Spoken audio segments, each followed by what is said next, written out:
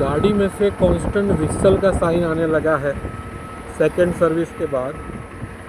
आप लोग सुन रहे होंगे